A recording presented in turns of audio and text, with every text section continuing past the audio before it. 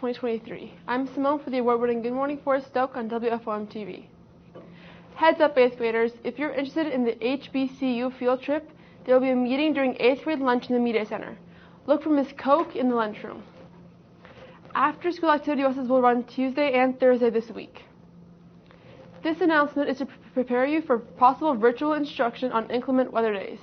If schools are closed on bad weather days, MCPS will call a code purple, which means that instruction may continue virtually. If you need a home Chromebook, you can request one from the announcements on FOM's website or on My MCPS Classroom. Read to Roar Forest Stoke. Congratulations to our top 25 FOM's readers. Your pizza party will be today during 6th grade lunch. Your advisory teacher will give you a pass to the Media Center. 7th and 8th graders, please check in with your 4th period teacher before heading down. Here's Ms. Modisett and Ms. Hall with your Wellness Moment. Good morning, Forest Oak. Welcome to the last Monday of the month and the first day of marking period 3. Mrs. Modisett and Ms. Hall here for your Monday wellness tip. Since Black History Month is coming upon us, we are going to show you a video about the history of African American social dance. How does dance fit in with wellness, you might ask? Dancing has a significant positive impact on your mental health. When people dance, they're taking a mental break from worrying about school, family, and other stressors in their life. The power of dance can decrease anxiety, increase self-esteem, and improve psychological well-being. And certain types of dance have even been used as treatment for depression. Some people dance by themselves to music when nobody else is watching, while others learn a style of dance through lessons at school or at a community center. Some of you even dance around the classroom. Whether you are dancing alone or with others, keep dancing. Now enjoy this 5-minute video showing the history of African American social dance. Enjoy and be well, Forest Oak fam.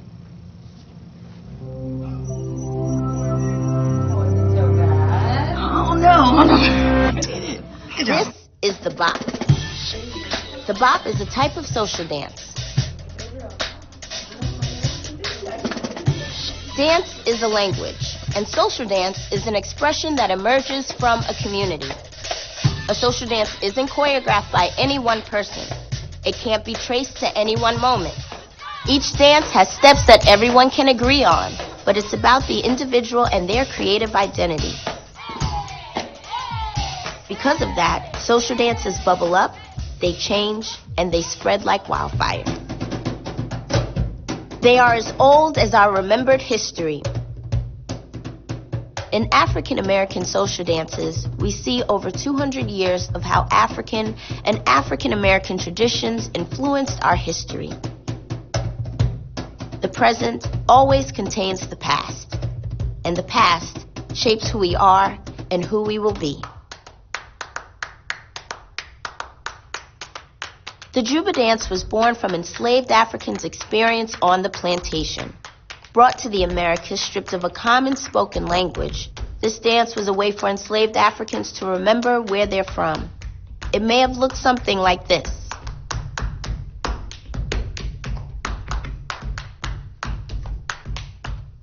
Slapping thighs, shuffling feet, and patting hands. This was how they got around the slave owner's ban on drumming. Improvising complex rhythms, just like ancestors did with drums in Haiti or in the Yoruba communities of West Africa. It was about keeping cultural traditions alive and retaining a sense of inner freedom under captivity. It was the same subversive spirit that created this dance, the cakewalk, a dance that parodied the mannerisms of Southern high society, a way for the enslaved to throw shade at the masters. The crazy thing about this dance is that the cakewalk was performed for the masters, who never suspected they were being made fun of. Now you might recognize this one. 1920s, the Charleston. The Charleston was all about improvisation and musicality, making its way into Lindy Hop, swing dancing, and even the Kid and Play, originally called the Funky Charleston.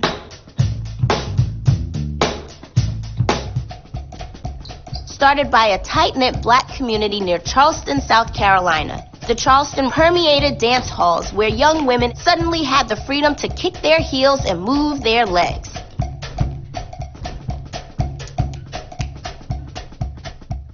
Now, social dance is about community and connection. If you knew the steps, it meant you belonged to a group. But what if it becomes a worldwide craze? Enter the twist. It's no surprise that the twist can be traced back to the 19th century, brought to America from the Congo during slavery. But in the late 50s, right before the Civil Rights Movement, the twist is popularized by Chubby Checker and Dick Clark. Suddenly, everybody's doing the twist. White teenagers, kids in Latin America, making its way into songs and movies. Through social dance, the boundaries between groups become blurred. The story continues in the 1980s and 90s. Along with the emergence of hip-hop, African American social dance took on even more visibility, borrowing from its long past, shaping culture and being shaped by it.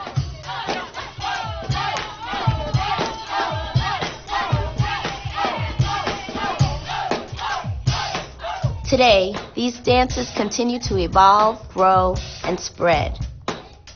Why do we dance? To move, to let loose, to express. Why do we dance together? To heal, to remember, to say, we speak a common language. We exist and we are free.